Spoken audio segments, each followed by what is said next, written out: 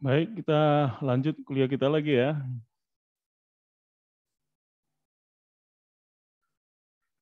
Oke, sudah cukup jelas.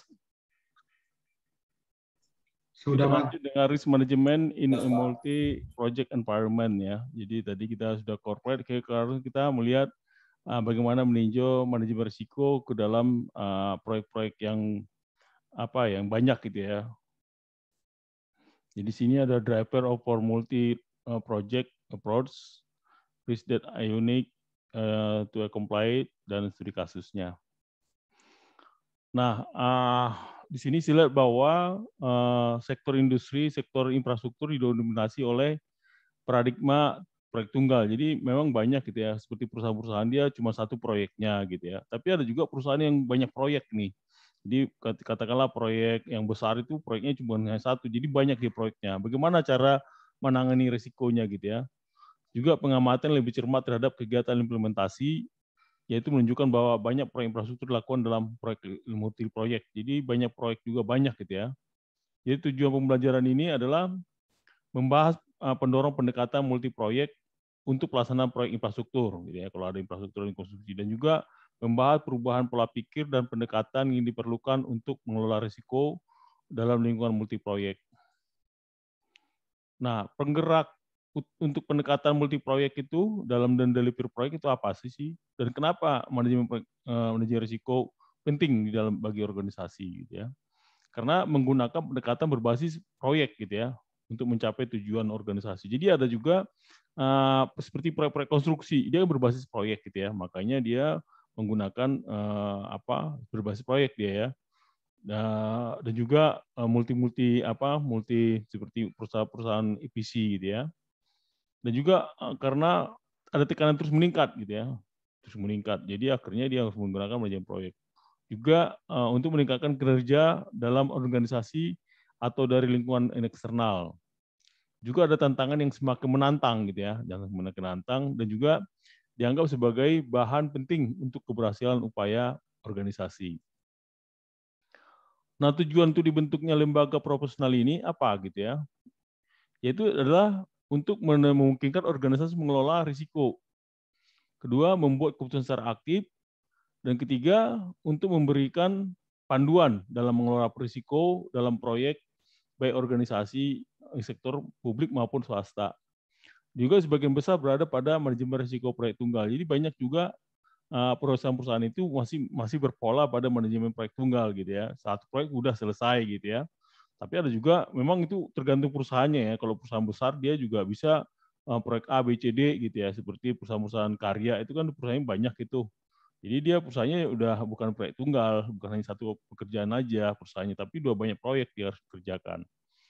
Juga mengelola risiko dalam multi proyek ya, hanya memerlukan peningkatan atau perluasan ide. Juga mengelola risiko di lingkungan multi proyek yang diakui sebagai usaha yang berbeda. Apa yang terjadi pada pendekatan multi proyek gitu ya? Jadi yang pendekatan terjadi adalah seperti contoh di Inggris, industri konstruksi menyebabkan perubahan dalam cara pengadaan. Jadi akhirnya dengan adanya multi proyek ini pengadaan janji juga berubah, ya berbeda gitu ya. Dan juga ada penekanan proyek bergeser dari spesifikasi berbasis input ke output. Dan juga pemangku kepentingan untuk menentukan layanan dan hasil yang diperlukan. Ada juga perubahan pengadaan terintegrasi yang memberikan kelonggaran lebih besar bagi pemasok. Juga memberikan solusi inovatif untuk memecahkan masalah mendasar saat pengadaan. Dan juga adanya pendekatan pengadaan terintegrasi sebagai pedoman untuk multi proyek. Jadi ada mau nggak mau nanti seperti umpamanya dengan adanya itu pengadaannya juga berbeda gitu ya. Jadi seorang perusahaan yang punya multi proyek gitu ya, setiap dia harus benar-benar konsentrasi gitu ya dalam pengadaannya. Mana yang harus dia lihat gitu ya. Kalau bisa menang semuanya bagus gitu ya kontraktor. Kalau bisa ada apa, bagaimana dia harus bisa melihat dari risiko-risikonya semuanya. Nah, contohnya ya, contoh pengadaan multi proyek, contoh di sektor jalan raya gitu ya, infrastruktur ya, pengadaan pendekatan dengan kontrak pemeliharaan area. Jadi ini bisa dengan melakukan kontrak pemeliharaan gitu ya. Juga membuat konsorsium untuk mengelola semua aspek manajemen aset transportasi selama periode konsesi. Juga pemeliharaan luas ke kontrak dukungan aset, melakukan konsorsium swasta yang bertanggung jawab atas semua aspek infrastruktur. Jadi di untuk sektor jalan, hal ini bisa digunakan dengan kontrak OM gitu ya, kontrak operasional dan juga kontrak manajemen. Bisa jadi kontraktor, kontrak untuk melakukan itu. Jadi dia bisa pemeliharaannya juga bisa melakukan masalah manajemen aset yang ada di situ. Dalam konstruksi bangunan, itu bisa melakukan pengadaan spesialis cluster namanya, atau berorientasi pada multi proyek. Nah, model prime kontrak pengadaan infrastruktur itu contohnya apa? Yaitu adalah cluster yang mengkhususkan diri dalam pengiriman pondasi umpamanya ya, superstruktur, atap atau kegiatan mekanik dan listrik. Ada juga diklasterkan yang terdiri dari desainer, kontraktor khusus, produsen maupun pemasok. Ada juga diterapkan pada pengadaan multiproyek pengawasan pertahanan gitu ya, pengembangan perumahan, komersial dan gerai retail besar. Jadi contoh mau bikin gerai retail besar seperti mall dengan adanya seperti gitu, dia juga melakukan gitu ya, mengklasterkan setiap pengelompokan di dalam setiap bagian-bagian. Nah, tujuan dari pendekatan multiproyek itu apa? Yaitu adalah inisiatif yang menekankan perlunya pengadaan atas dasar nilai seluruh kehidupan. Juga pengaruh inisiatif ini telah mengubah pendekatan sektor publik, gitu ya. Juga klien sektor swasta ikut serta pada pengadaan proyek konstruksi. Jadi ada klien sektor swasta juga harus ikut. Jadi ini gunanya bukan hanya di pemerintah, jadi ada menarik perhatian dari sektor swasta juga gitu ya, supaya swasta juga bisa terlibat ini di dalam proyek itu. Juga mempengaruhi sikap sektor swasta sebagai mitra dan pemasok bagi klien infrastruktur. Juga menarik sektor swasta yang secara tradisional dianggap sebagai ranah sektor publik yang biasanya dilakukan oleh pemerintah dan juga bisa dilakukan oleh swasta gini ya. Memang ini jarang terjadi di Indonesia ya, seperti hanya bisa digunakan kalau dia pakai PPP ya, dia bisa swasta. Tapi umpamanya seperti pemeliharaan jalan, mungkin pemeliharaan jalan seperti DKI atau Pemkot itu sudah bisa diserahkan kepada si swasta gitu ya, untuk bisa mengerjakan pemeliharaannya. Jadi tidak ada lagi nanti Pemkot itu tidak perlu lagi banyak sumber daya. Jadi dibikin aja kontrak pengadaan gitu ya, kontrak pengadaan di daerah mana, kontrak pengadaan OM-nya gitu ya. Dan itu cukup bagus sih semuanya dan itu diswastakan, itu bisa menghidupkan swasta-swasta juga gitu ya.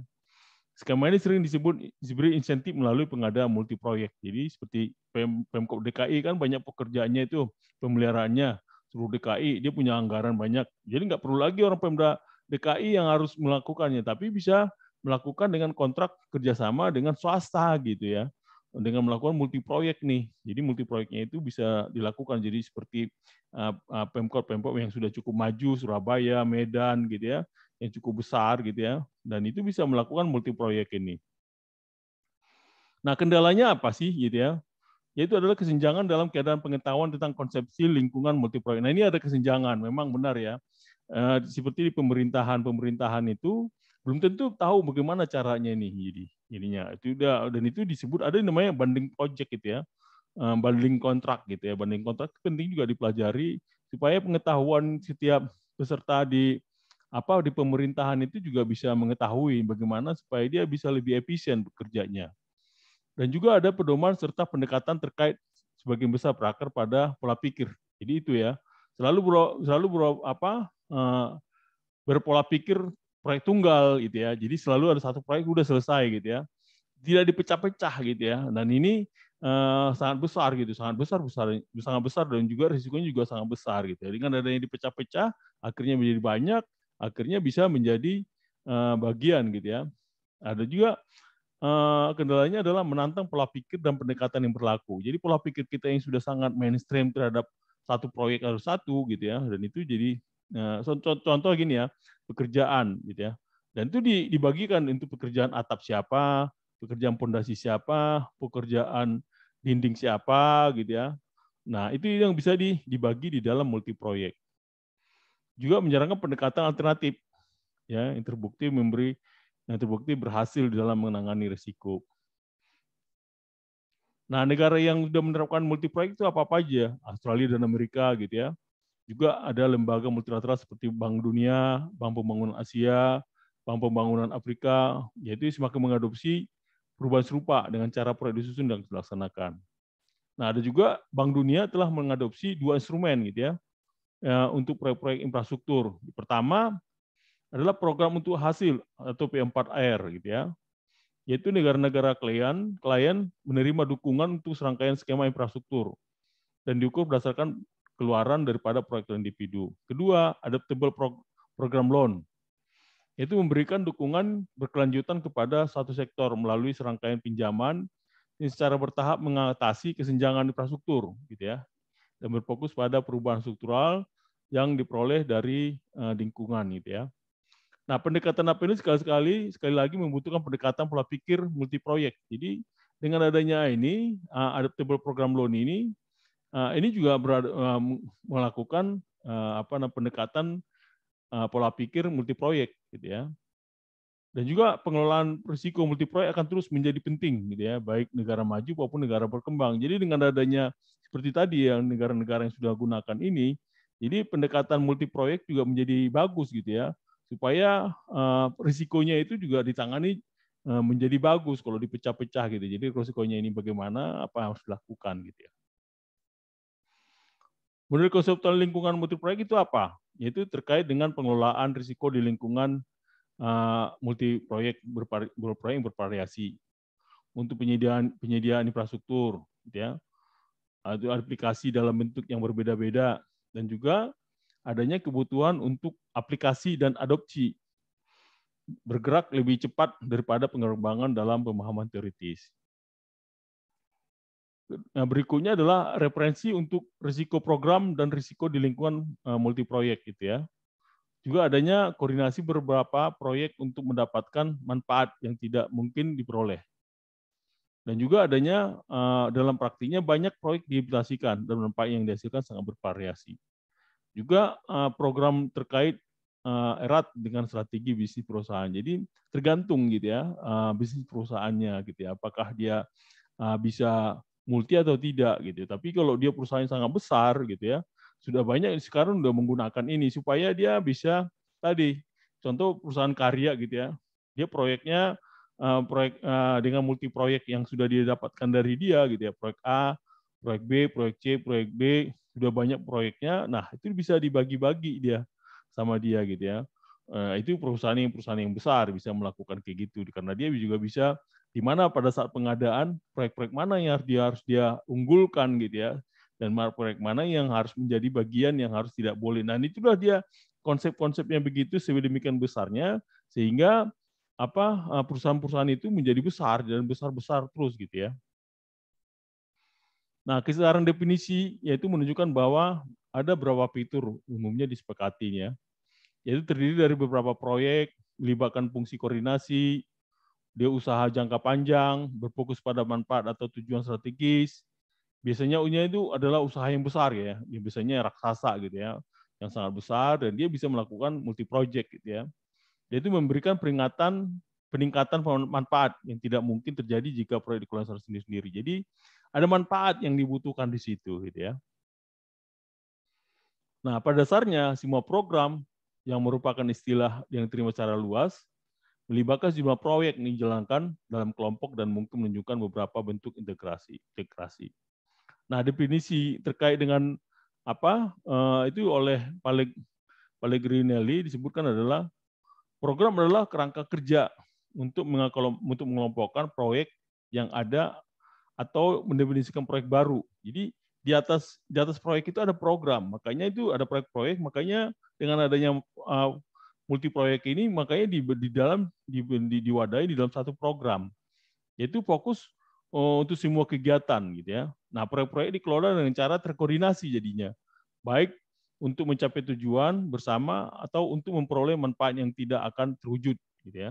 Jadi dengan adanya kumpulan proyek ini di dalam satu program, akhirnya dia bisa terkoordinasi dengan baik dengan adanya proyek-proyek tadi. Nah, tujuan manajemen program pada multi proyek itu apa? Pertama, mengekstraksi manfaat yang tidak akan mungkin terjadi. Gitu ya. Nah, ini akhirnya setiap proyek-proyek itu diekstraksi dengan baik dengan satu-satu pihak gitu ya, yaitu masing-masing proyek dikelola secara mandiri. Dan juga memperjelas perbedaan. Gitu. Ada perbedaan-perbedaannya cukup baik dibedakan antara pencapaian hasil yang dikontraskan dengan keluaran. Dan juga fungsi menghubungkan proyek dengan strategi melalui program yang jelas gitu ya. Jadi ada strateginya, programnya jelas gitu ya. Jadi bisa dihubungkan dengan strategi yang ada. Secara ekstensif, interaktif dengan manajemen strategis organisasi. Berperan penting dalam menambah nilai bagi organisasi, menempati posisi antara perumusan strategi dan penyampaian. Dan juga menjadi fungsi penting gitu ya dalam setiap perubahan atau pengembangan organisasi. Menjadi jelas ketika ruang lingkup perubahan begitu luas. Nah, tim manajemen strategis organisasi memiliki peran mengidentifikasi dan mengartikulasikan kebutuhan akan perubahan sementara proyek gitu ya. Nah, ini kita lihat di sini ya, model konseptual lingkungan dan risiko. Jadi di sini kita lihat ada kebijakan pemerintah, ya kalau ada pemerintah, ada strateginya. Di dalam strategi yang ada di sini ada lingkungan multi project environment ya. Di multi project program itu dimasukkan di dalam program. Di dalam program ini ada proyek ABCD gitu ya. Nah di sini hasilnya menjadi membangun infrastruktur, ya. Dan ini akan menjadi bagian terintegrasi antara bisnis, pengembangan bisnis dan juga program ini. Dan disinilah untuk mengapa proyek-proyek ini, inilah disebut dengan risiko program, gitu ya. Dengan adanya multi project ini, gitu ya, ini dilingkup di dalam risiko program. Disebutkan ya model gambar 13.1 ini mengartikulasi konsep manajemen program. Ya. Jadi pada dasarnya posisi utama dari gambar itu adalah bahwa hubungan harus antara kebijakan pemerintah dan aset infrastruktur. Jadi ada antara kebijakan pemerintah dengan membangun infrastruktur ya. Jadi apa yang harus dilakukan? Tentu pasti ada butuh strategi. Strategi itu butuh apa? Ada proyek-proyek. Contohnya pemerintah mau membangun jalan tol Trans Sumatera gitu ya. Jadi ada ruas proyek A ya kan dari Lampung gitu ya, dari Lampung sampai ke Palembang sampai semua itu ada ruas-ruasnya sehingga itu dibagi-bagi menjadi proyek gitu. Nah, di dalam proyek itu ada muncul program gitu ya. Itulah dia gitu ya. Dalam program itu nanti ada muncul risiko program sehingga terbangunlah infrastruktur gitu ya. Sama juga seperti mau membangun IKN. Di dalam IKN itu ada program gitu, ada proyek-proyek A. Proyek A itu adalah proyek pembangunan gedung pemerintahnya, terus itu juga gedung rumahnya, terus bentuk segala macam infrastrukturnya masuk itu dalam proyek-proyek semua dimasukkan di dalam program gitu ya. Itulah dia di dalam namanya program strategi program risiko program. Nah di daerah abu-abu itu melalui lingkungan multi proyek ini dia. Nah idealnya risiko dalam lingkungan multi proyek harus dikelola melalui pendekatan manajemen program holistik. Jadi ini dengan pendekatannya itu dengan pendekatan risiko program yang holistik jadinya ya untuk lingkungan seperti IKN itu di bagian dimasukkan di dalam suatu program ya di dalam risiko program. Dari perspektif ini manajemen program dipandang sebagai sarana untuk mempertimbangkan lingkungan multi proyek. Jadi model konseptual pada gambar 31 menunjukkan bahwa manajemen program memberikan kesesuaian strategis. Jadi harus ada kesesuaian strategis ini ya. Ada benefit articulation, ini diversity of stakeholder and supplier gitu ya. Sehingga strategis antara kebijakan dan strategi organisasi gitu ya. Jadi strategi dan infrastruktur yang dibangun. Jadi ini saling berintegrasi semuanya ya. Mulai dari kebijakan pemerintah, strategi sampai ke caranya inilah membangun infrastruktur jadi manfaat yang terrealisasi di sini. Nah, model serupa dapat dimodifikasi untuk pengadaan reguler besar klien sektor swasta. Jadi ini juga bisa dibangun hanya seperti untuk konsep swasta gitu. Contohnya ini perusahaan besar gitu ya, perusahaan A. Perusahaan A itu mempunyai strategi. Strategi ini punya proyek A, B, C, D gitu ya. Jadi pokoknya dia sebagai developer gitu ya atau sebagai Pertamina gitu ya. Pertamina punya proyek A, B, C, D, kilang A, kilang B semua nih ya. Nah, ini dimasukkan di dalam program gitu ya. Di dalam program inilah nanti dia dimasukkan jadi risiko programnya secara holistik gitu ya. Jadi bisa dipandang ini ya, di berbagai sektor juga. Kalau mulai perusahaan karya gitu ya. Nah, multi karya atau perusahaan karya. Nah, di karya itu punya strategi apa gitu ya. Nah, dia punya proyek apa? Proyek ABCD kan banyak itu. Nah, itu dimasukkan di dalam program namanya. Oke, sampai sini ada pertanyaan?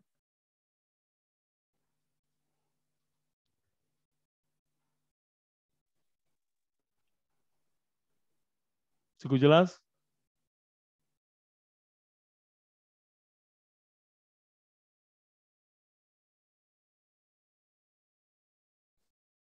Nah, risiko unik yang terkait dengan lingkungan multiproyek itu apa? Yaitu ada asumsi umum bahwa program hanyalah versi atau perluasan proyek yang ditingkatkan. Juga ada panduan manajemen risiko program mencerminkan konsep ini. Proyek dan program pada dasarnya berbeda gitu ya. Jadi proyek dan program itu pada dasarnya beda. Implikasinya adalah risiko program juga harus dirasakan dan dikelola secara berbeda dari risiko proyek. Nah, konsensus yang muncul di antara para ahli terkemuka adalah bahwa manajemen di lingkungan multiproyek adalah area di mana konsep dan pendekatan baru sangat dibutuhkan gitu ya, untuk memandu para praktisi. Nah, buku panduan dari kode praktik dan protokol itu adalah contohnya seperti di Orange Book gitu ya, ada juga itu memberikan pengenalan dasar konsep manajemen risiko sebagai sumber daya untuk mengembangkan dan menerapkan proses manajemen risiko. Ada juga disebutkan dengan prinsip-prinsip dasar yang telah dilengkapi dengan panduan yang lebih rinci gitu ya. Ada juga berbagai pedoman untuk manajemen risiko. Jadi itu ada buku panduan yang harus dia capai untuk dalam membuat suatu manajemen risiko di lingkungan proyek. Yaitu contohnya ada lagi panduan analisis dan manajemen risiko untuk proyek atau RAMP. EMP gitu ya, risk analysis gitu ya. Manajemen itu ya, manajemen proyek gitu ya. Juga dianggap sebagai panduan otoritatif gitu ya. Juga ada jawaban dari Major Project Association. Yaitu dia mengembangkan RAMP tadi, RAMP, dan memodifikasi fitur generiknya. Ada juga panduan analisis dan manajemen risiko dan juga British Standard ya, 6079 itu karena ini di Inggris yang telah dimodifikasi. Juga adanya tata kelola perusahaan Cadbury inovasi pendukung yaitu mengelola risiko di departemen pemerintah. Atau panduan stratris gitu ya tahun 2010 yaitu menekan perlunya mengelola risiko pada tingkat strategis. Kalau kita lihat di sini ya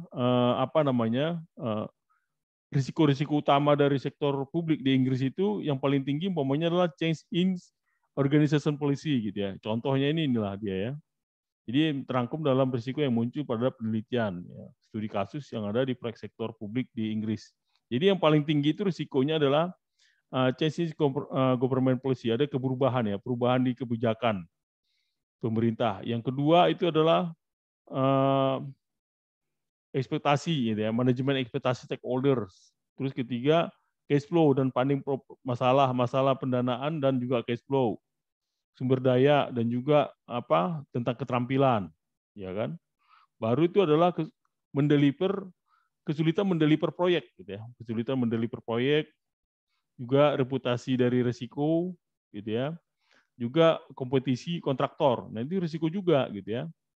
Ada juga dengan procurement, harga procurement, biaya procurement yang tinggi. Biaya procurement pengadaan yang tinggi gitu ya. Juga sustainability dan environmental legislation dan juga ada fraud. Nah, ini ada risiko fraud juga. Dan paling rendah itu kita lihat adalah market dan demand change gitu ya. Itu yang paling rendah. Inilah salah satu contoh kasus studi yang faktor-faktor yang dilakukan di Inggris. Ada pertanyaan sampai sini?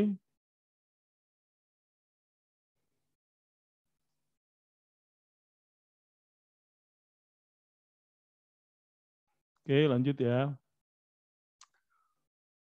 Nah, di sini kita risiko yang itu tadi contoh adalah di gambar 32 tadi.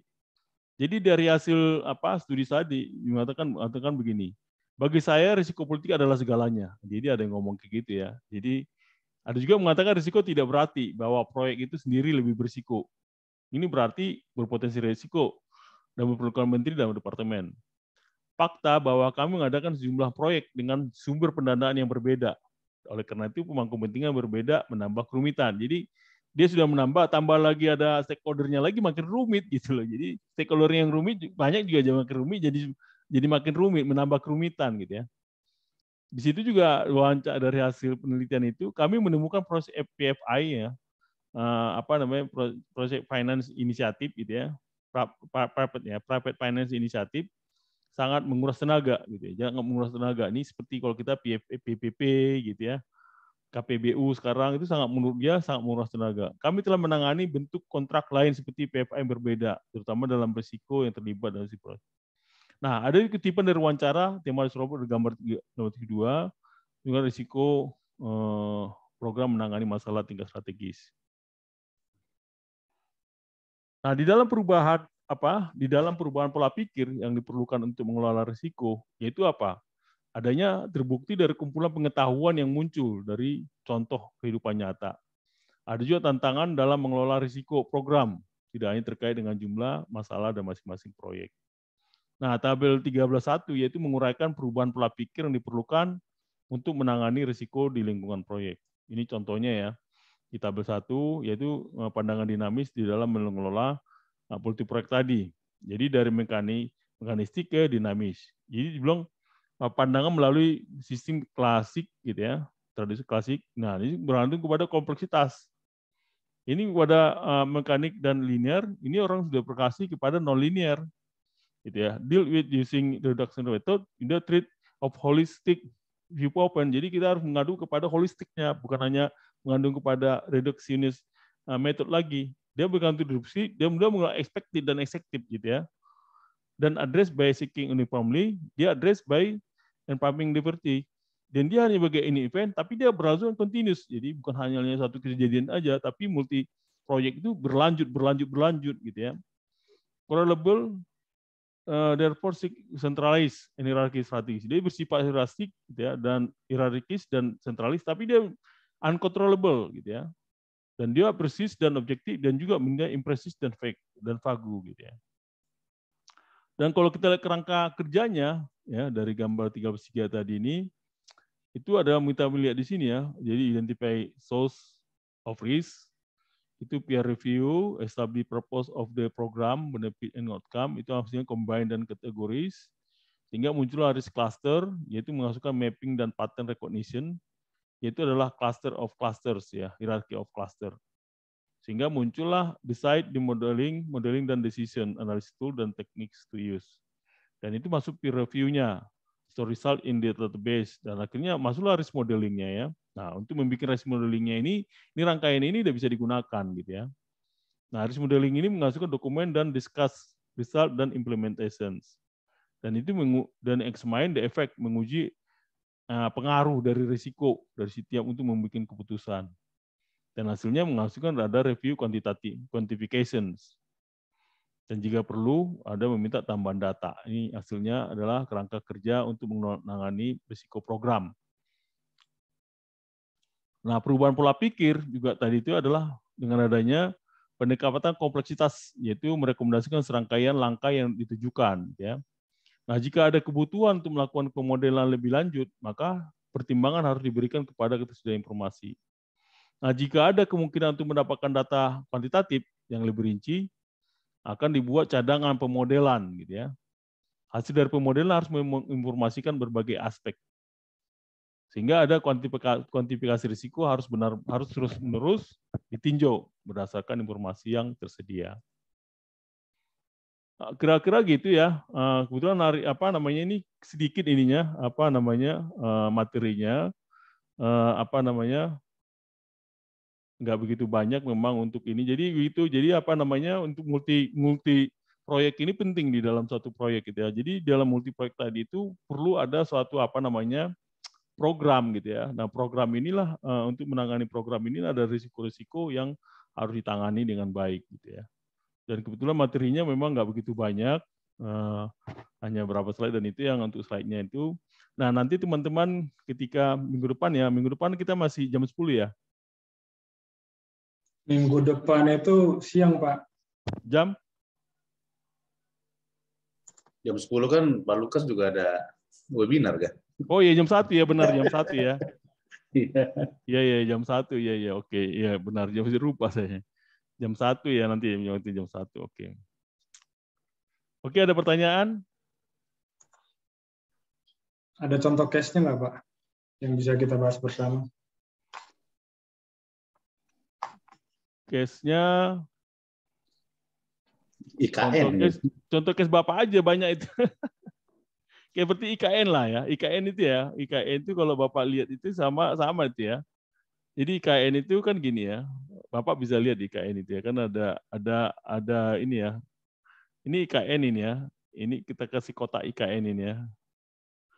Di IKN itu kan pasti ada proyek untuk apa namanya gedung pemerintahnya gitu ya. Gedung presidennya lah. Apa namanya itu istana segala macam di sini. Nah, di sini ada kantor gitu ya. Kantor pemerintahnya itu di mana ini kan banyak ini proyek ini kan. Kantor pemerintah, kantor-kantor gitu ya, kantornya. Terus ada juga nanti DPR MPR ya. DPR kan pindah semua sini kan, DPR, ini MPR gitu ya. Nah, ini gedung lagi tambah lagi gedung banyak ini, apa namanya itu duta besar gitu ya. Duta besar nggak mau pindah semua kan. Duta besar seluruh dunia kan perasa pindah ke sini semua nih. Terus juga apa namanya sekolah gitu ya. Sekolah SD sampai perguruan tinggi nih. Sampai nih. Banyak sekali kan dari mulai SD sampai perguruan tinggi banyak sekali apa namanya gedung-gedung yang proyek yang banyak digunakan. Ini adalah kebijakan dari pemerintah gitu ya, kebijakan pemerintah untuk bangun IKN gitu ya, bangun IKN. Tadi ya. Nah, ini kan kebijakan. Ini akhirnya muncullah strategi gitu ya. Strategi. Nah, strateginya inilah dia akhirnya muncullah apa namanya? Gedung apa namanya itu holistik ya. Dan inilah disebut dengan namanya apa? Ini kan proyek-proyek ini ya, proyek A gitu ya. Proyek B, proyek C, akhirnya dilangsungkan di dalam satu program nih kan. Nah, ini namanya program RIS-nya gitu. Nah, kita diskusikan ini, kira-kira menurut Bapak gimana ini kompleksitas ininya ini? Risikonya apa aja nih?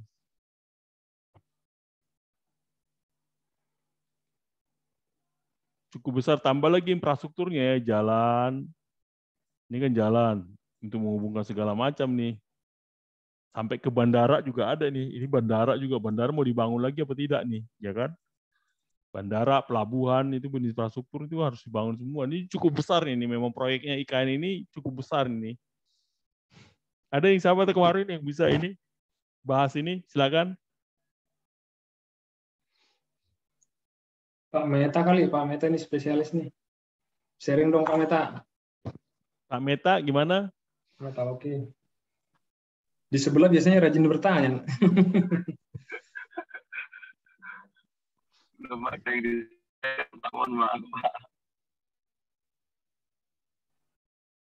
Mana ini apa namanya nih? Apa menurut Bapak ini gimana nih dalam studi kasusnya ini program ini gimana nih? Tapi tentu ini dari sisi pemerintah ya Pak. Terus kalau dari sisi kontraktor tentu beda lagi ya. Kalau kita bilang mereka memiliki seperti kami dulu memiliki satu kawasan yang sedang dibangun, contohlah Central Park. Mungkin gitu kali Pak ya. Jadi gedung A, gedung B, mall dan yang lain mungkin yang lebih untuk kontraktor mungkin begitu. Tapi kalau ini kan sisinya IKN ini kan sisi pemerintah gitu ya Pak ya. Kira-kira Iya. gitu ya. Sama aja kayak seperti apa kota satelit ya. Ketika satu developer membangun kota satelit itu sebenarnya polanya hampir sama gitu ya. Cuman ini kan sangat besar gitu. Caranya gimana? Dia sebenarnya bisa meniru ya pola apa satelit itu, kota satelit itu dibangun gitu ya. Mulai dia udah mallnya segala macam kan dijadiin tuh. Dia harus belajar sama Lipo Group harusnya kan.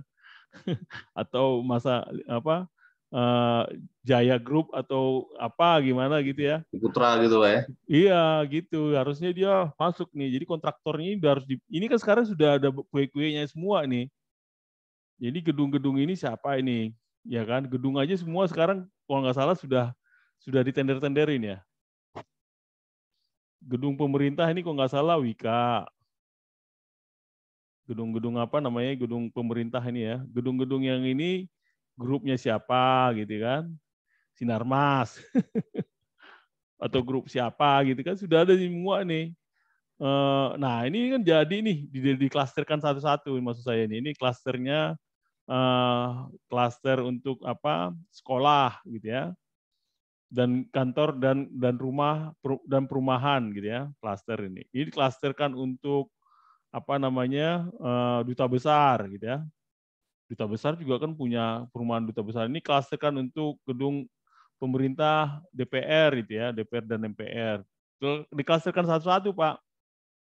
Jadi dengan diklasterkan satu-satu itu, ini hanya gedung, belum lagi untuk infrastrukturnya ya, infrastruktur jalannya gitu ya. Infrastrukturnya itu mulai jalan, ya kan, telekomunikasi, ya kan.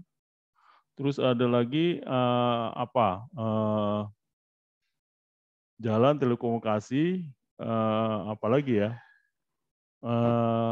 dengan ini perhubungan gitu kan, yaitu dengan kendaraannya, busnya segala macam, mau dibikin kota sekalian apa namanya urban city yang apa smart gitu ya, smart city gitu ya, kan dia mau bikin smart city nih, gitu. Ini cukup bagus sih sebenarnya untuk dikasih sini. Jadi dengan inilah kita mendapatkan ini gitu ya. Nah, menurut Bapak gimana ini? Ya, cuman kalau pertanyaannya kita udah siap belum sih Pak kalau menurut Pak Lukas generasi sekarang ini untuk membuat satu kawasan yang begitu besar gitu? Ya, kalau modelnya sekarang kita harus siap sih sebenarnya ya. Harusnya bisa sih kalau menurut saya. Kita kan udah mampu bikin kota aja bisa kok, kota satelit aja bisa. Kayak Lipo Group aja bisa, dia diam-diam itu sama aja. Mau dibikin apa, itu sama kayak kalau Bapak pergi gitu ya, ke apa namanya kawasan Lipo gitu ya, kawasan Jaya Group atau kawasan apa mana lagi yang besar-besar itu BSD gitu ya. Itu sama dengan satu daerah itu. Sama dengan bikin ini aja itu. Luasnya itu sama dengan luas ini. Konsep mereka sangat konsep ini yang digunakan gitu loh.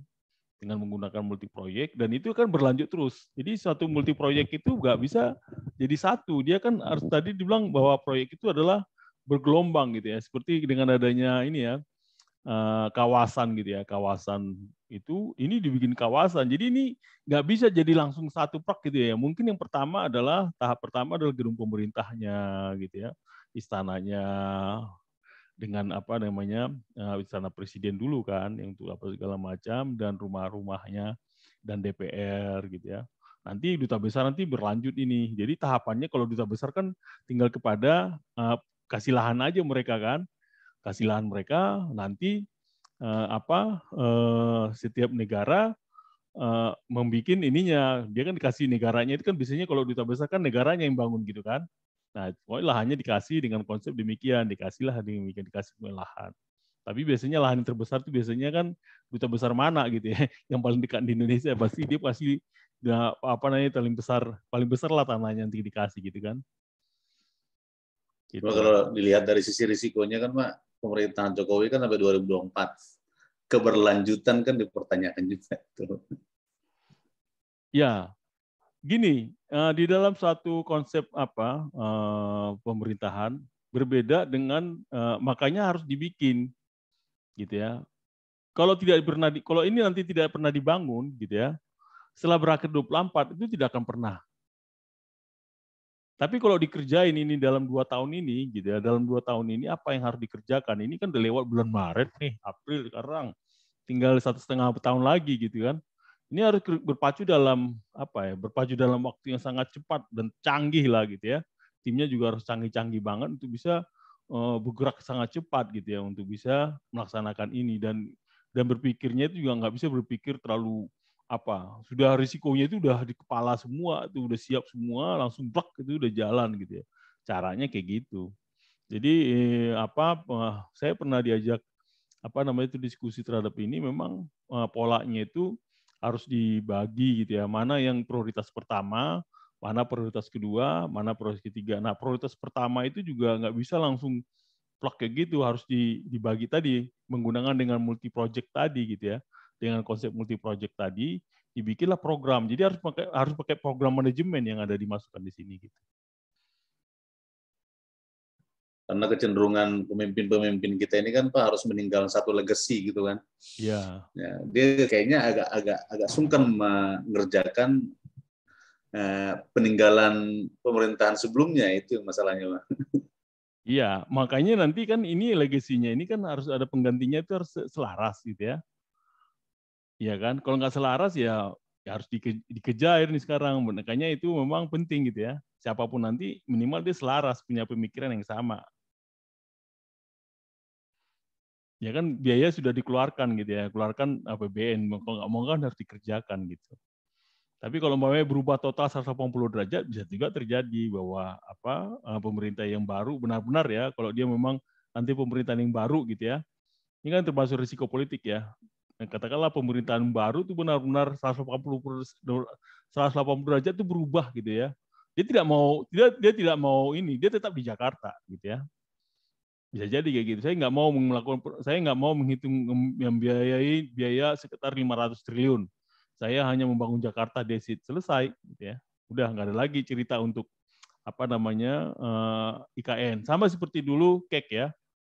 Kawasan ekonomi khusus. Ingat nggak dulu ya? Kawasan ekonomi khusus dulu zamannya itu kan SBY itu dia bikin pola gitu ya. Ada berapa sudah jadi. Tapi ada juga yang lagi perencanaan, ganti pemerintah. Kayaknya hilang gitu, kawasan ekonomi hilang, benar kan? Kan bisa hilang sampai sekarang udah nggak kedengaran itu, nggak ada yang mau ngutak-ngatik itu. Nanti kalau seni selaras lagi ada pemerintah yang sama, mungkin itu akan dibangun gitu ya. Tapi sekarang itu ditutup gitu ya, bisa jadi benar gitu ya dalam risiko politiknya. Hal ini udah dikerjakan. Katakanlah nanti udah dibikin pondasinya ini, pondasi gedung pemerintahan ini udah dibikin pondasinya. Sekian ternyata belum selesai tahun 2024 gitu ya. Pondasi aja dihitung belum selesai gitu ya. Masih pondasi, masih dinding lah gitu ya, nggak dikerjain dengan tiang-tiang. Berubah 180 derajat, udah selesai nih. Sama dengan kayak model apa dulu Hambalang, terus modelnya apa lagi Tiang MRT dulu Pak. Iya, tiang-tiang MRT ya begitu modelnya. Bisa jadi kayak gitu Pak. Bisa jadi gitu. Bisa jadi hanya tiang-tiang aja nanti udah nggak ada pemerintah yang masuk. Jadi tim yang dulu itu yang udah ada, yang tunggu yang sudah dibentuk itu nggak ada lagi gitu. Selesai pemerintah baru yang benar-benar berubah itu. Saya nggak mau menghilangkan uang sepeser pun untuk membuat IKN gitu ya. Saya hanya membuat tetap di Jakarta, udah selesai gitu. Nggak ada lagi pengeluaran biaya lagi, hanya untuk DKI itu. DKI itu tetap Jakarta. Walaupun ada undang-undangnya gitu ya. Nah undang-undangnya kan sudah dibikin nih. Makanya itu kan mereka sudah benar-benar bikin undang-undangnya jadi, perubahan IKN jadi. Tapi itu jadi dilama-lamain gitu. Pemerintah mungkin berubah itu kan bisa ada klausalnya, berarti kan itu bahwa ini undang-undang ini ada berubah sesuai dengan ini. Nanti dibikin lagi gitu bahwa tidak terjadi lagi. Tapi mungkin dari pemerintah belum pernah membocorkan risk-nya ini Pak ya.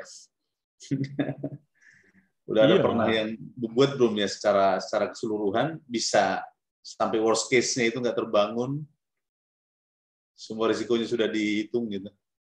Ya harusnya sih mereka sudah ada, cuman di tim mereka kan harusnya sudah punya gitu ya. Saya kebetulan ada tim itu saya nggak bisa masuk ya sudah, nggak apa-apalah gitu ya. Ya mungkin kita mau bantuin untuk ini nggak boleh, ini kan mereka kan punya tim sendiri gitu ya. Ya kita pengamat aja gitu. Tapi kalau saya sebagai pengamat melihatnya kita mengamatin gitu ya, ada risiko politik, belum lagi risiko geopolitik ya. Kemarin itu ada satu wawancara mengatakan dari pensiunan itu tentara atau panglima, pernah dengar ya. Apa yang saya utarakan ternyata benar gitu. Dia bilang gitu bahwa sangat rentan gitu ya dengan risiko geopolitik ditempatkan di Kalimantan gitu ya. Itu sangat mudah diserang gitu ya, sangat mudah diserang musuh gitu saya udah bilang. Dan dia ternyata saya kemarin baca itu seorang itu memang mengatakan itu mantan itu dia bayangkan di Indonesia dengan dekat dengan Kalimantan Utara, dia melalui Kalimantan Utara nyerang Kalimantan, selesai kita. Kalau di Jakarta kan nggak ada yang bisa nyerang, di Jawa tuh nggak ada yang bisa nyerang dengan di Sumatera gitu ya. Jauh, karena kalau dia ada perbatasan Kalimantan, dia pasukan semua, kita kan nggak bisa melihat nih nanti tatanan ini, jangan-jangan negara lain juga kepingin nyerang Indonesia, diserang diserang kapital gitu, kota ibu kota, Indonesia habis. Nggak tahu nanti 10 tahun kemudian atau 20 tahun kemudian, ya kan, perubahan apa, manusia itu sudah berubah gitu ya. Karena tadi yang saya bilang itu, apa namanya, perubahan yang grafik itu, sumber daya itu makin menurun, populasi semakin tinggi, karena sumber dayanya makin menurun, populasi semakin tinggi, ada gap gitu ya. Nanti akan terjadi perebutan gitu ya, perebutan kekuasaan, perebutan wilayah, perebutan ini. Itu wilayah sejengkal apapun harus diperebutkan gitu ya. Nah, Indonesia itu kan sangat rentan sebenarnya. Nah, itu kalau kita pelajarin di situ, ya apalagi daerah itu udah sangat-sangat ini masuk ke daerah situ, nggak tahu loh mereka pernah perhitungkan nggak itu ya risiko geopolitiknya gitu ya. Ternyata kemarin ada yang Panglima itu ngomong kayak gitu, bekas mantan Panglima tuh mengenai apa gitu ya. Kalau Bapak pernah baca gitu, wah ini ya benar nih apa yang saya pernah ngomongin dulu itu. Pernah ingat nggak waktu pernah saya ngomongin itu kan? Pak Lukas. Ya. Izin Pak Lukas. Ya silakan Pak Denny. Kalau saya agak kebalik Pak.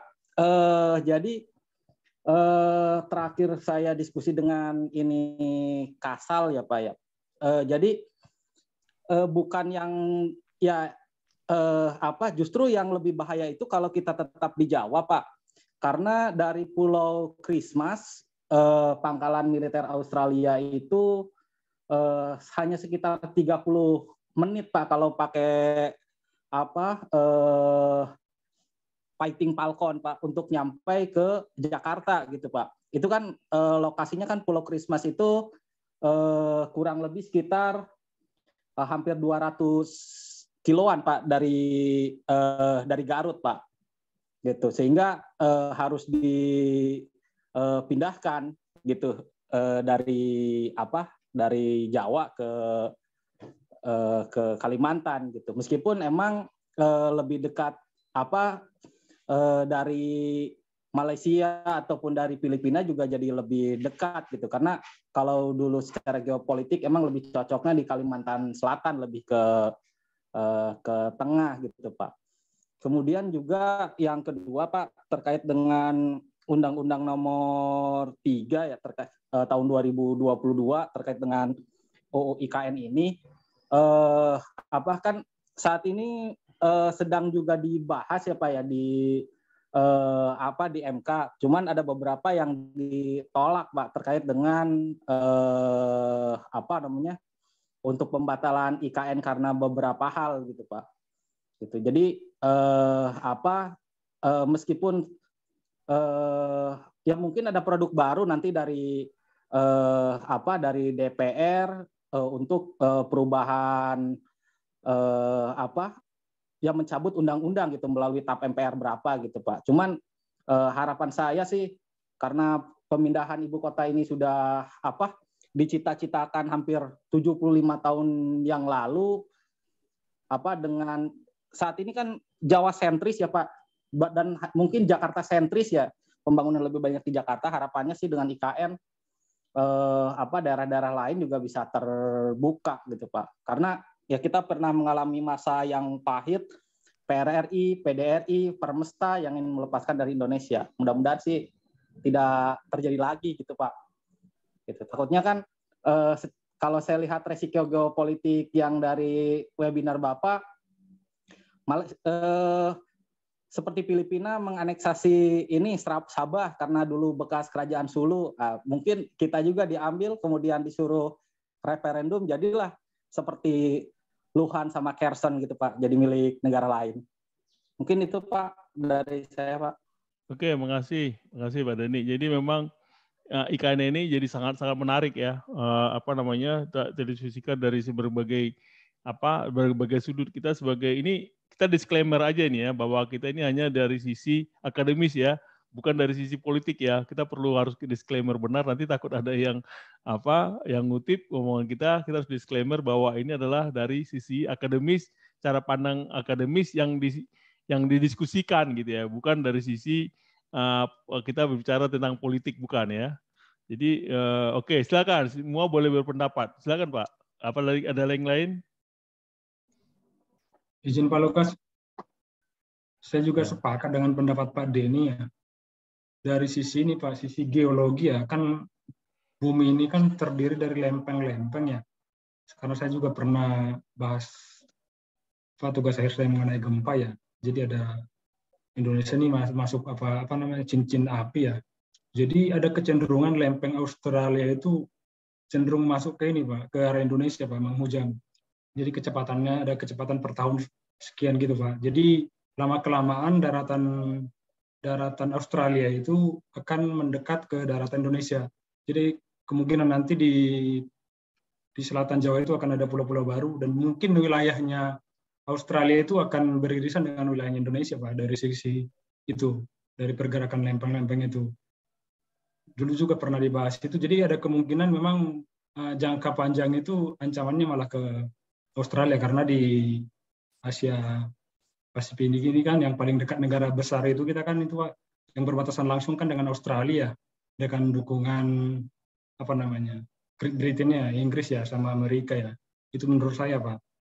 Kalau mungkin dari sisi utara memang ya kita rentannya itu kalau IKN pindah saat ini sementara sistem pertahanannya belum terpasang atau kalau Jakarta beda ya. Kalau di Jakarta kan sistem pertahanan kan mendukung Pak, Angkatan Laut, Angkatan Udara. Kita tahu di daerah Jakarta Timur itu kan banyak unit-unit apa angkatan bersenjata ya, sistemnya untuk misalnya peralatan apa anti udara atau yang lain-lainnya. Kalau di sana kan masih tergolong terbuka ya, makanya dulu saya sampaikan juga apakah pemerintah memikirkan itu. Sama seperti ini, nggak tahu teman-teman lain pernah ada kadang game-game Pak, game-game di komputer itu seperti perang-perangan itu Pak, biasanya kan pasukannya dulu, bentengnya dulu dibangun baru kotanya kan. Jadi kalau misalnya langsung pindah ke sana tiba-tiba ya negara lemah juga menyerang kan memang bisa berbahaya untuk saat ini ya. Kecuali pemerintah udah memikirkan itu. Jadi selain apa namanya pembangunan perkantoran atau kantor-kantor pemerintahan juga ya menurut saya sangat urgent itu sistem pertahanannya Pak. Baik itu angkatan lautnya di sana, bandara-bandara militer juga dan juga sistem pertahanan udaranya ya. Karena jangan sampai itu jadi titik lemah sekali serang, karena baru tadi saya baca berita ada pesawat Malaysia sipil ya masuk di intercept sama angkatan udara. Itu kan karena sipil ya, karena bagaimana itu kalau misalnya angkatan perang lain yang masuk tiba-tiba mengebom kira-kira begitu Pak. Itu menurut saya resiko itu perlu dipertimbangkan begitu. Makasih Pak. Ya, makasih. Bagus. Ada yang lain? Silakan. Kita ini disclaimer loh, nggak usah takut disclaimer bahwa kita di akademik ya. Nanti kalau ada yang ini kita bisa ini gitu ya, bisa klaim bahwa ini hanya di diskusi akademik bukan di ranah yang lain gitu. Salah juga nggak ada masalah sebenarnya kalau di akademik kan, hanya pendapat kok. Silakan. Kalau saya menyoroti untuk ini Pak, masalah properti ya terkait di IKN. Kan hampir 90% IKN sudah milik tanah negara Pak ya. Sisanya kan 10% itu menurut pengamat masih terkait masalah tanah adat dan lain-lain yang belum bisa dibebaskan. Nah, saya tarik ke bisnis properti. Kira-kira peluang atau potensi di sana bagaimana menurut pandangan Pak Lukas? Karena bagaimanapun properti besar seperti Grup Ciputra, APL, dan mungkin Sinarmas pasti akan masuk, Pak. Kalau mereka masuk pasti bicara regulasi, karena biasanya kalau swasta kan kepastian hukum ada dasar untuk bisa bergerak, Pak ya, untuk bisnis mereka gitu, Pak. Pasti akan melihat dari potensi gain dan risk-nya juga. Iya. Saya kira seperti apa, Pak? Ya, tadi saya sebutkan ya bahwa memang tadi itu kan pasti ada porsi swasta gitu ya, porsi pemerintah gitu ya. Kan kalau nggak salah porsi APBN cuma 25% ya. Dan porsi lainnya itu udah cukup besar gitu, porsi swasta dengan porsi tambahan lainnya ya. Itu udah dibagi-bagi semuanya. Nah, porsi-porsi ini udah cukup besar ya, 500 triliun aja dibagi 50% aja udah berapa 250 triliun itu ya biayanya. Berarti untuk swasta nantinya gitu ya. Dan 250 triliun ini bisa kebayang ya, bisa bagi-bagi kuenya itu cukup besar gitu ya. Apalagi di bidang properti gitu ya, orang-orang yang sudah menguasai cara untuk membuat suatu kawasan pengembangan itu mereka mudah sekali ya. seperti grup Citra, Ciputra, grup Lipo, grup Sinarmas itu mudah sekali mereka dipanggil, mereka itu udah kepala mereka udah siap itu sebenarnya ya. Apa namanya itu bikin konsep itu gampang sekali mereka karena mereka sudah punya pengalaman dan itu jadi gitu loh. Dan kita bisa dibikin konsep bagaimana jadinya mereka dipanggil itu udah selesai itu apa namanya konsepnya sedemikian rupa, mereka udah punya pengalaman dan itu sudah real ya, mereka bisa membuat itu dan mereka sukses lah. Untuk tinggal menerapkan aja mereka gitu ya. Dikasih porsi sama pemerintah, bagi-bagi kue, selesai gitu. Udah saya di daerah mana, saya di daerah ini, mereka ada datangkan dan itu mungkin lebih mudah ya, lebih murah gitu cara kerjanya ya, dipanggil mereka dan cara untuk membiayainya juga lebih murah, dipakai dengan sewa gitu ya. Jadi nggak perlu pemerintah mengeluarkan duit juga bisa gitu ya. Dikasih aja lahan mereka sekian gitu ya, untuk konsesi berapa puluh tahun gitu ya. 50 tahun gitu ya, dan dikasih tempat, wah mereka tuh nggak perlu dikasih duit Pak, nggak perlu, pemerintah nggak perlu mengeluarkan duit di situ, ya kan? Dikasih lahan aja sekitar 50 tahun, mereka udah bikin, dikasih lahan sekian, berapa ribu hektar, ini kamu beribu hektar, udah kamu kerjain, saya selesai 2 tahun, mereka udah kerja semua itu, nggak perlu dikasih duit gitu ya, dan mereka yang akan mencari duitnya nantinya gitu ya. Itu konsep untuk daerah komersial gitu ya. Tapi kalau umpamanya di daerah yang seperti sekolah yang harus dibiayai sama pemerintah, nah biaya-biaya itu APBN gitu ya. Itu gampang sekali bisa mengklasterkan demikian itu, pemerintah bisa mengeluarkan secepat itu sebenarnya ya. Kalau saya berpikir dalam 2 tahun kalau itu udah bergerak cepat gitu ya. Pertama itu untuk APBN itu kan biaya pemerintah gitu ya, kan nggak boleh swasta di situ ya, dengan sekolah gitu ya. Itu udah tuh kawasan dikasih aja ke pihak investor swasta gitu ya yang sudah pengalaman cukup bagus cara membuat konsep yang sangat bagus, mereka selesai dalam mingguan itu, dalam hitungan mingguan mereka mampu untung hitung gitu ya, karena mereka sudah siap gitu dengan cara, dan juga mereka dikasih lahan sekian, dikasih konsesi, mereka kerjain, nggak perlu pemerintah mengeluarkan duit gitu ya, nanti mereka akan mengelola di daerah situ. Untuk apa dan untuk bagaimana cara ininya terserah mereka. Tapi saya mau 2 tahun ini selesai gitu ya. Ya mereka langsung bikin mengembangkan semua di situ gitu dengan mudahnya gitu ya.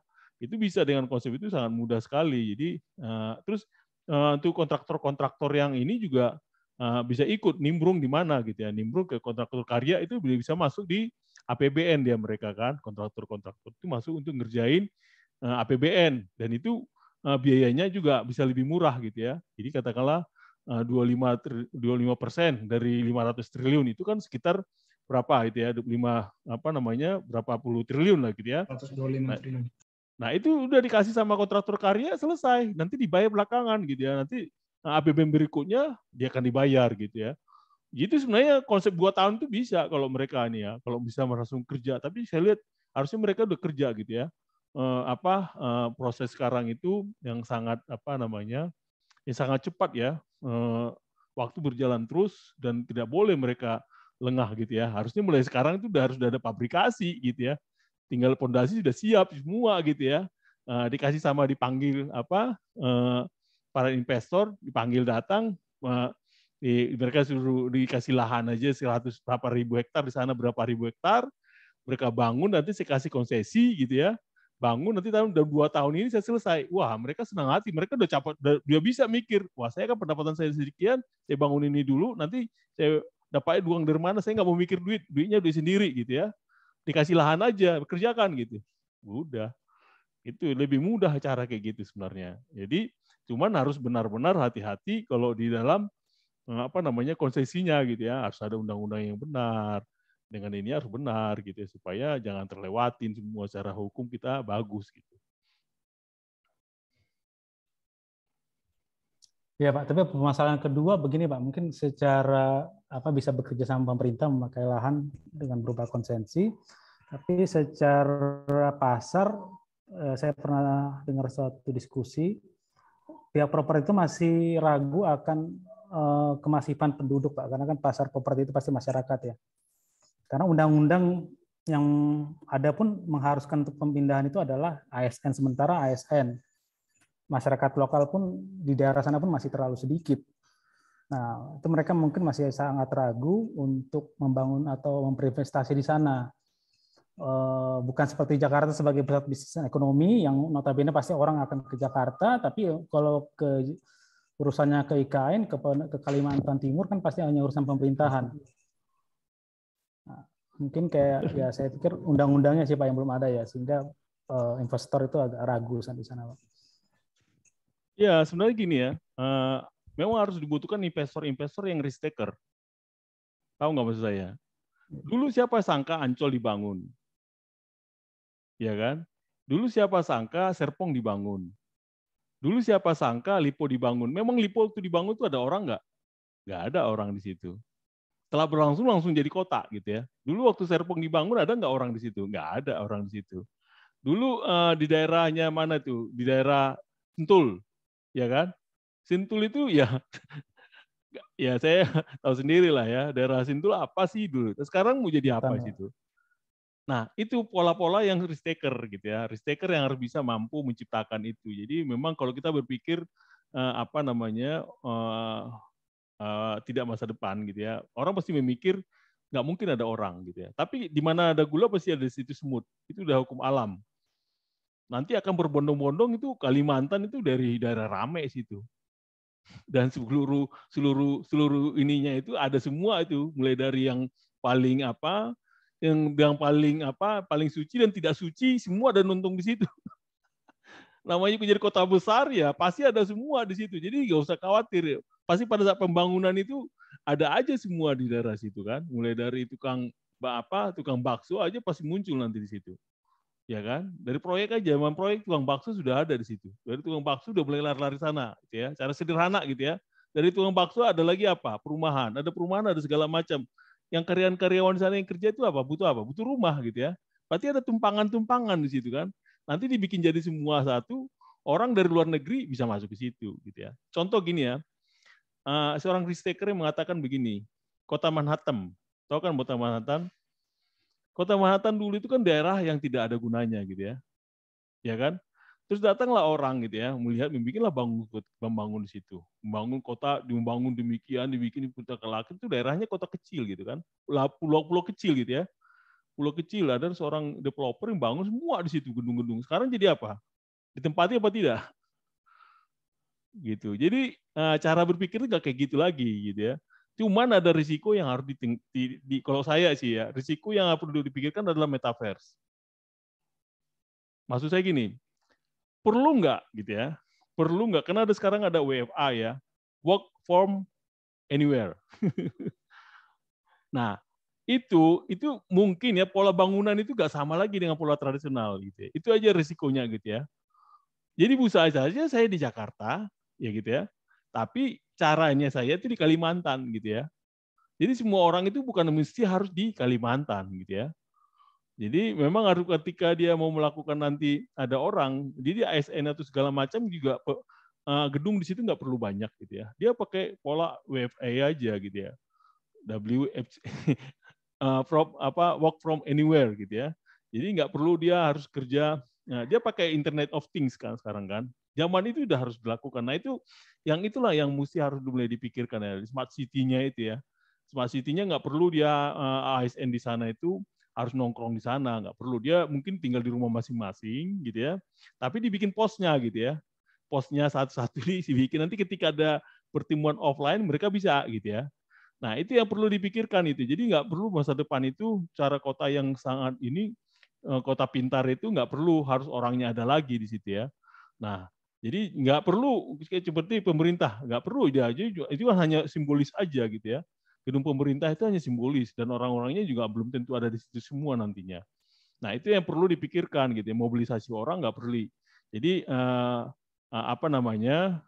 jadi kota dari sebagai tempat simbolis pemerintah ada di situ dan itu dibingking. Nah itulah dibikin orang-orang yang harus udah mulai nanti cara orang berpikir juga ASN itu juga sudah nggak mesti harus di Kalimantan, mungkin nggak perlu harus membuat rumah tinggal di sana gitu ya.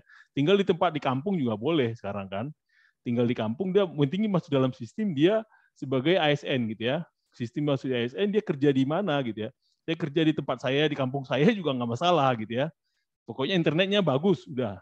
Dia bisa gitu ya, nggak perlu anak-anak saya biasa saya berjalan sekarang gitu ya. Jadi nggak usah lagi berpikir bahwa saya ASN harus tinggal di sana. Anak saya gimana? Nggak perlu seharusnya kan gitu kan. Sudah ada teknologi yang cukup canggih. Kita tinggal menggunakan. Siapa saya nyangka sekarang kita kuliah begini nggak perlu di dalam kelas. Emang saya merasa risih saya enggak kan? Nggak ada, saya nggak merasa risih. Saya sekarang mengajar bapak-bapak. Saya nggak merasa tersinggung tiba-tiba bapak nggak nggak on cam gitu ya. Ngapain saya tersinggung? Pemain kan kayak gitu kan. Udah nggak masanya gitu ya. Apa sekarang kondisinya ya sudah demikian gitu ya. Apalagi ada metaverse gitu ya. Nanti metaverse itu akan dari sisi teknologi ya. Metaverse itu akan membalikan Android gitu ya kan. Android nanti kan seperti contoh dulu ada Nokia tadi kan. Nokia dengan tradisional diganti Android. Android nanti kalah dengan metaverse. Metaverse sekarang kan lagi dalam masa pengembangan ya. Masa pengembangan mengeluarkan biaya miliaran dolar gitu. Miliaran dolar dia. Ada 2 negara yang mengembangkan dengan metaverse, Cina dengan Amerika. Ya kan? Seandainya mereka sudah berhasil, itu sama dengan harganya handphone gitu ya. Selesai kita. Ngapain lagi saya harus saya ke sana. Saya pakai metaverse sudah dibentuk semua, saya tinggal pakai kacamata, saya tinggal ngetik semua segala macam, ada iklannya itu, saya nggak perlu kemana-mana gitu. Nah, itu teknologi yang harus dimanfaatkan gitu ya untuk bisa membentuk apakah polanya itu nanti sebagai gedung itu hanya sebagai simbolis, gitu ya. Nggak perlu ada gedung fisik gitu ya. Nah, pola-pola itu harus dirubah gitu. Jadi kita mungkin polanya yang ada sekarang ini kan masih pola tradisional, pakai gedung fisik gitu ya. Bagaimana saya bikin kota, bagaimana saya ini. Nggak perlu, kotanya nanti kota virtual semua gitu ya. Cuman masalahnya saya bilang tadi, ngapain kalau membuat lagi kondisi IKN lagi di situ, kalau memang nanti diserang balik gampang sekali. Itu yang paling berat sekarang. Ini kita belajar dari Ukraina ya. Ukraina, kenapa Rusia takut gitu ya? Saya itu pelajarin karena dia pasti diserang. Ya kan, yang dekat sama dia kan Finlandia, yang berbatasan ya. Saya baru pelajari petanya gitu ya. Ternyata negara Eropa yang dekat dengan Rusia itu satu Finlandia gitu ya. Satu lagi Ukraina gitu. Finlandia kan baru masuk NATO gitu kan. Wah, ini saya dikelilingin ini ceritanya ini. Makanya dia habisin ini Ukraina. Karena dia kan takut masa depannya. Karena sudah tidak ada perang. Nanti kan perang ini nggak ada lagi cuma sebagai simbol aja. Kota-kota itu tempat kita tinggal nanti sebagai simbol gitu ya. Seperti saya sekarang gitu ya. Saya organisasi internasional gitu ya. Saya nggak perlu sekarang saya ke kota tersebut. Ya ngapain juga saya ke situ gitu kan. Dengan kondisi sekarang sudah bisa. Nah, itu yang mungkin harus di IKN ini, hal-hal itu yang harus mulai dipikirkan gitu ya. Perlu nggak pembangunan fisik gitu ya. Fisik itu kalau menurut saya hanya simbolis aja, simbolis punya kantor presiden udah. Mungkin kantor sekolah itu nggak perlu lagi lah gitu lah menurut saya. Yang penting adalah gedung DPR, MPR hanya untuk sidang. Kalau mereka mau virtual silahkan aja gitu ya. Nanti kalau sudah terjadi metaverse, ya kita ini 3 dimensi nggak ada ininya lagi gitu ya, nggak perlu ada gedung gitu ya. Kita nongkrong di mana gitu sambil ngajar itu bisa, gitu kan? Itu bisa terjadi. Nah itu mungkin yang pola kita berpikir sekarang ini masih terpola masa lalu terus gitu ya. Sekarang juga habis pandemi langsung macet gitu ya. Saya bilang ngapain sih orang macet-macetan gitu ya? Kenapa nggak kembali ke dulu lagi gitu ya? Saya juga bingung gitu ya. Orang kok masih macet-macet kenapa lagi gitu ya? Masih kurang puas ya itu tadi karena kita terpola ketemu orang gitu ya langsung ketemu gitu ya. Jadi akhirnya macet lagi. Harusnya pola yang lama itu tetap dipertahankan gitu, nggak ada masalah sebenarnya. Toh juga berjalan 2 tahun.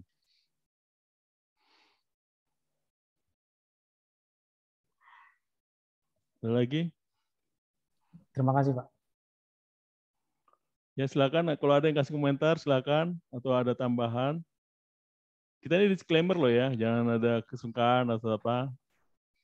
Izin Pak Lukas. Ya silakan. Kalau kembali ke topik mata kuliah kan yang IKN kan itu kan multi environment project kan kalau dari sudut pandang pemerintah ya. Kalau dari sudut kita kontraktor kan belum tentu bisa aja tuh Pak jadi single project kan untuk kasus IKN kan. Iya bisa, nggak ada masalah. Jadi kan manajemen risiko itu tergantung sudut pandangnya kan apa dia owner atau juga kontraktor kan. Iya misalnya kan ini, misalnya contohnya WIKN nih ya, bisa aja kan kalau di IKN itu dia hanya single project ya, itu perusahaan apa, tapi kan bisa aja dalam kesehariannya itu perusahaan itu kan mengelola beberapa project di berbagai wilayah, maksudnya kan multi environment-nya kan seperti itu Pak ya. Iya. Ya, makanya bisa multi project itu. Tapi kalau Bapak sebagai kontraktor itu tunggal gitu ya. Sebagai kontraktor tunggal mengerjakan tunggal ya boleh-boleh aja, tapi berarti bukan masukkan dalam multi project gitu ya. Itu artinya. Berarti pakailah dengan risiko project tunggal. Paham maksudnya? Tapi kalau maunya Bapak melakukan dengan itu multi project, gunakanlah itu jadi program. Jadi dia larinya ke program, Pak. Kalau multi project itu larinya ke program. Paham nggak maksudnya? Program risk jadinya muncul ya. Karena dia multi project. Tapi kalau Pak mau masuk ke project tunggal, itu hanya project aja. Katakanlah di proyek ABCD, Bapak hanya di proyek A gitu ya. Kerjanya. Itu namanya risiko di proyek itu sendiri. Tapi kalau sudah mulai proyek ABCD, larinya ke atas, namanya program. Jadi risiko program yang dihitung. Di risiko program itulah dia mengkaitkan semuanya gitu. Caranya kayak gitu.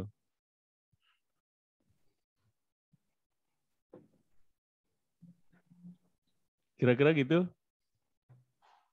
Iya Pak. Ya seperti kami ya, kadang sih satu perusahaan kan mengerjakan beberapa proyek ya. Dan proyeknya juga kan kadang beda-beda tipe Pak. Kadang klien kami itu kan seperti Pak Hermawan Pertamina pumping unit atau juga kliennya mungkin juga Pak Hermawan ya, pantas kompak gitu ya. enggak Pak, itu baru sih. Kalau dulu Chevron Pak, Chevron kan udah diusir sama Pak Hermawan. Jadi nggak Chevron lagi Pak. Iya. Ya, contohnya tower transmisi ke ini Pak David gitu kan. Iya. Itu kan berarti multi project Pak ya. Jadi kadang klien-kliennya beda, aturannya juga beda, misalnya pembayarannya atau speknya dan juga aturan mainnya seperti itu. Itu maksudnya Pak ya. Berarti yang ngelola itu di business unit ya, bukan per project jadinya ya. Karena multi environment project-nya gitu Pak ya, kliennya dan juga Oke, saya ulangi hal-hal sekali lagi kerja. ya, supaya nggak salah ngerti ya. Jadi, kan gini ya, Bapak kan ini perusahaan ini tadi ya, perusahaan A ini ya, kalau swasta kan. Perusahaan swasta ini ada namanya, tadi ada ya, dir teknik ya, pasti kan. Nah ini apa direktur. Nah ini dir teknik ini, ada di bawahnya ada proyeknya, ada yang tadi saya bilang ada engineering gitu ya, ada maunya bagian apa gitu, ada bagian proyek nih. Proyek ini itu akan ada namanya proyek A, B, C, D maunya gitu ya. Ini katakanlah proyek A ini, proyek A-nya kan kliennya si A, aksen lah gitu ya. Si B kliennya adalah B aksen, si C kliennya adalah C aksen gitu ya. Nah, kan gitu kan. Nah, ketika kita Bapak mau melakukan ini untuk mengelola mengelola risiko yang ada di sini gitu ya. Ya kan? Kalau kita tadi istilahnya tadi di teori namanya ini kan SBU-nya gitu ya. Ya kan? Nah, ini di proyeknya, tingkat proyek gitu ya. Tingkat proyeknya gitu ya. Nah, SBU yang ada di sini, inilah yang mengelola SBU-nya di sinilah. Inilah yang mengelola risiko ya. Risiko yang ada di proyek ABCD. Nah, dia kan pasti mungkin karakteristik setiap proyek kan berbeda-beda. Dia nggak mungkin bisa nyamain gitu ya, proyeknya A karena karakteristiknya berbeda, proyek B karakteristiknya ownernya kan beda, si B aksen segala macam. Si officer yang ada di SBU ini dia harus memahamin gitu ya, harus memahamin apa-apa aja sih yang ada di setiap proyeknya itu sendiri, dan dia harus memahami setiap risiko-risiko yang ada di sini. Itu di SBU-nya. Nah, yang ini si proyek A ini kan ada juga risknya ini risk officer lah ya. Risk officer-nya mungkin ada yang tersendiri, ada juga yang tadi gabung ya. Kayak Pak Leonardi bilang ada digabungkan dengan mungkin saya nggak tahu di estimatornya atau sama siapa lah gitu ya. Bisa jadi di situ. Nah, yang ini kan harus melaporkan ke sini gitu ya. Yang sini juga harus melaporkan ke sini gitu ya. Apa-apa. Nah, di sini dikumpulin ini compile. Nah, satu saat si ini harus mengecek di sini kan. Setiap proyek ini harus mengecek dia nih. Proyek ABCD ini sudah sesuai apa enggak, apa gimana apa tidak gitu ya. Nah, ini yang kita lihat. Nah, untuk multi project-nya, ini multi project-nya di sini ketika si ABCD ini masuk, si ABCDED ini proyek ABC, multi proyeknya adalah dia dimasuk di dalam program risk ya.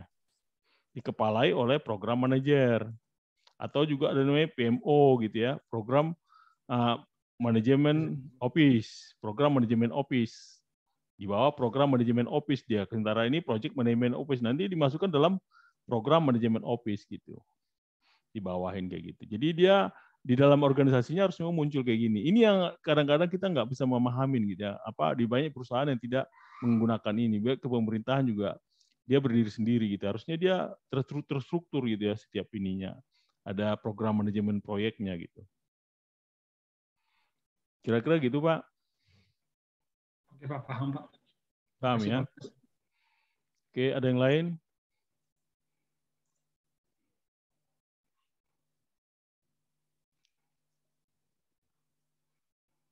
Ada?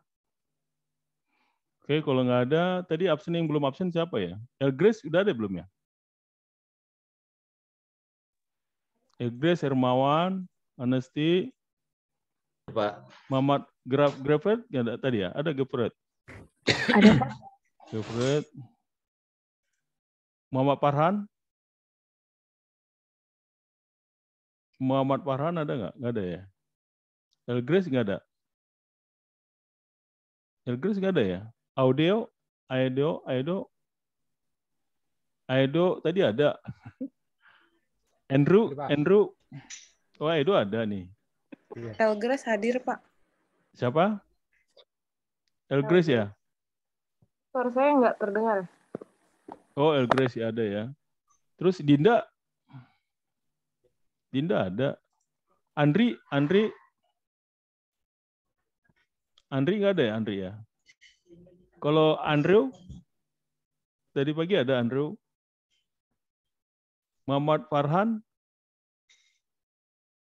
Oke, kalau nggak ada saya submit ya. Oke, kita ini dulu ya. Kamera dinyalain dulu nih. Ngabsen. Faris, Elgrace, Asafa. Bisa nyalain kameranya. Oke, 1, 2, 3, oke. Oke, kalau nggak ada pertanyaan, silakan kalau masih ada.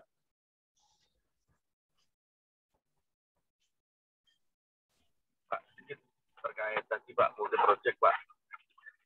Ya. Oke. Pak, itu kalau multi project mungkin dari satu perusahaan kan ada beberapa project gitu Pak. Mungkin resiko per project itu kan di risk-registernya kan banyak Pak. Mungkin sampai ada 10 resiko, ada 15 resiko. Itu kan nanti dikumpulin untuk per divisi atau per area itu kan per project mungkin dari 10 project atau 20 project itu kan pasti dihandle satu divisi atau departemen gitu Pak. Nanti dari beberapa departemen dihandle lagi, dikumpulin jadi satu divisi. Dan itu kan dari beberapa risk register yang banyak itu kan nggak mungkin juga disajikan untuk semuanya urut gitu kan, nggak mungkin Pak. Itu kalau seandainya menghilangkan risk register gitu, apakah itu emang bisa mewakili kondisi multi project dalam satu area gitu Pak ya? Satu area Kalimantan ada berapa puluh project itu kan nggak mungkin satu-satu juga Pak. Apakah emang diperbolehkan atau emang penyampainya harus diringkes atau yang penting-penting aja gitu Pak? Soalnya juga kalau mungkin dari satu korporasi di pusat gitu, kalau ada project mungkin 200 atau 300 project gitu kan nggak mungkin mungkin GM atau sekelas direksi itu melihat semua gitu Pak. Kan paling sudah diresum jadi 5-10 mungkin yang sering dimunculkan, ini karena perang Ukraina sama Rusia ada kenaikan harga solar, aspal, besi. Itu kan cuma itu aja yang sering tapi kalau untuk resiko-resiko kecil, apalagi resiko-resiko teknis yang emang itu tidak berpengaruh terhadap multi project secara nasional kan nggak disampaikan gitu Pak. Apakah emang kalau secara korporasi multi project penanganan programnya itu seperti itu Pak. Jadi kan mungkin dari pihak-pihak direksi atau pihak-pihak yang emang pengampu kepentingan kan jadi nggak tahu sebenarnya resiko-resiko apa, karena nggak disampaikan, Pak. Karena itu berupa program, kita ngisi register, itu nanti diresum lagi, jadi mungkin sampai meja direksi itu kan paling selembar 2 lembar saja, Pak. Yang itu mungkin kadang keputusan dari atas itu tidak bisa mengena sampai dengan mungkin proyek-proyek yang jauh gitu, Pak. Apakah pola penanganan atau resiko untuk multi project seperti itu, atau emang harus disampaikan semua, kita setiap disampaikan, atau emang harus, soalnya juga kita laporin, contoh di PSN kan mesti ditanyain resiko isu strategisnya apa, terus rencananya apa. Setelah kita laporin apa adanya, tapi nanti resumenya dari di PSN-nya itu mesti sudah dikurangi, paling diambil 2 atau 1 aja yang memang itu terjadi di semua proyek, Pak. Itu seperti itu, Pak. Mohon arahannya, Pak. Ya, oke, makasih. Jadi sebenarnya gini ya, seperti di perusahaan di PP ya, di Wika ya. Di Wika kan sudah ada kalau nggak salah ya. Kalau nggak salah saya dia udah punya risk management gitu ya, sistemnya. Nah, kita bisa pilah gitu Pak ya, per project sampai ke corporate ya, SBU sampai ke corporate gitu, ada 3 lapis lah itu, 3 level. Nah, katakanlah kita ngambil di level project. Kalau di level project semua risk register harus gitu ya. Namanya risk register itu semua tuh setiap proyek tuh harus sudah punya gitu ya. Sudah harus dipetain ya satu-satu gitu ya. Nah, nanti ketika dia masuk ke tingkat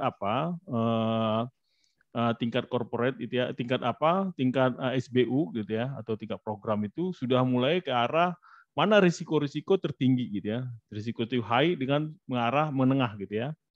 Nanti sih ketika sampai ke corporate tingkat level paling atas itu hanya risiko tinggi aja yang keluar gitu ya.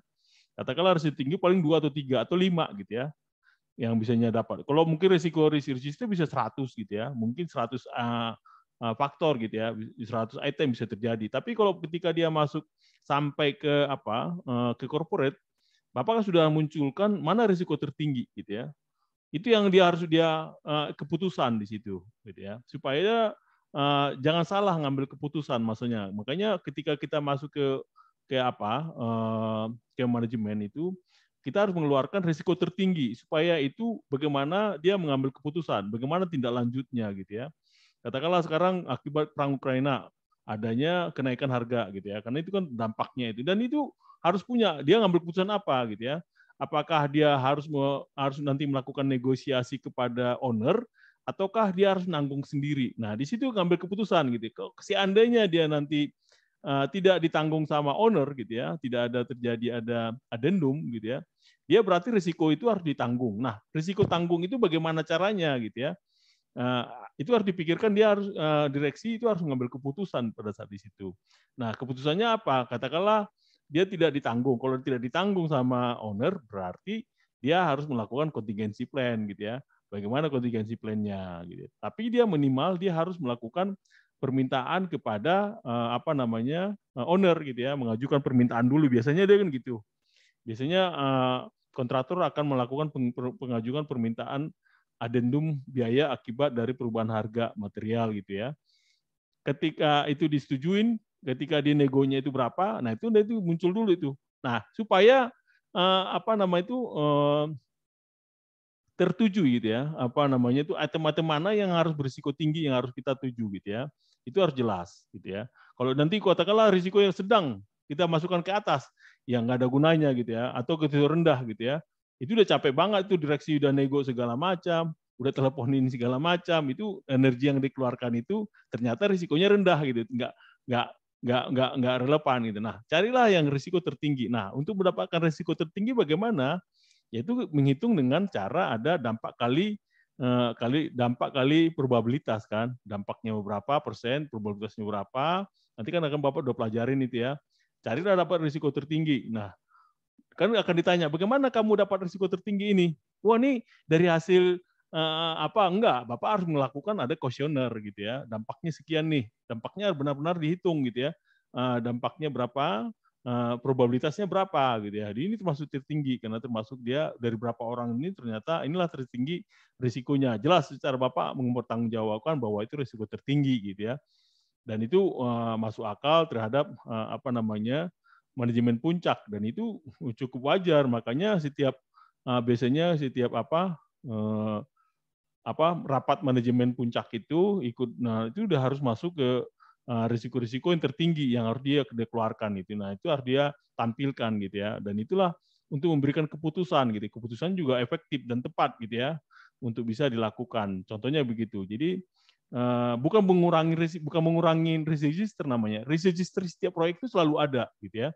Mau 100 atau 200 selalu ada gitu ya. Tapi ketika dia register itu masuk itu kan diupdate terus ya. Katakanlah mungkin minggu ini segini, minggu depan itu mungkin berbeda gitu ya. Nah, Pak, sekarang minggu depan ini risiko tertinggi adalah ini loh, Pak, bukan itu lagi. Karena kemarin itu udah selesai masalahnya. Sudah ditelepon ownernya setuju umpamanya, nggak ada masalah, berarti risikonya aman gitu ya. Yang risikonya katakan adendum adendum penambahan harga nggak ada masalah sama owner, berarti dia aman. Itu berarti risikonya udah selesai itu ya, bukannya udah, artinya udah pengurangan risiko lah gitu ya, bukan hilang gitu ya. Artinya sudah mulai beralih lagi, cari lagi risiko lagi yang tertinggi. Itulah yang harus selalu ditampilkan sama manajemen puncak, mana risiko-risiko tertingginya gitu. Itu maksudnya itu. Mungkin kalau di proyek Pak, berarti tadi seperti keterangan yang disampaikan, berarti kalau seandainya ada resiko di situ register kita ada 20 potensi resiko gitu Pak ya. Berarti kita antara tidak lanjutnya yang harus kita close-kan itu yang tertinggi dulu ya Pak ya? Iya benar. Tertinggi dulu tertinggi, yang nanti probabilitasnya tinggi, ya. Dampaknya tinggi itu yang kita close dulu ya, bisa mungkin ya Pak. Iya, itu dulu. Setelah selesai itu nanti udah ditangani, baru masuk lagi risiko yang lainnya gitu. Gitu. Jadi setiap risiko itu selalu berubah nantinya. Oke ya. Ya Pak. Terima kasih Pak. Yo, ngasih. Ada lagi yang lain?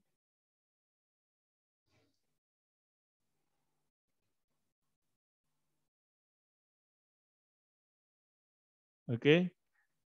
Jangan lupa ini tugas-tugasnya ya. Jangan nanti di akhir mau belum bikin tugas nih kayaknya nih. Tugasnya dikerjain juga nih, estimasi risikonya ya. Anunya juga nih. Jangan nanti di akhir kita ada ini, Bapak harus bisa mandiri itu. Jangan mulai dari nol lagi nanti ya. Oke ya, masih ada yang lain? Masih ada? Oke, kalau nggak ada, makasih semuanya ya. Selamat siang ya. Selamat ketemu minggu depan lagi ya. Oke, makasih ya. Terima kasih Pak. Terima kasih Pak.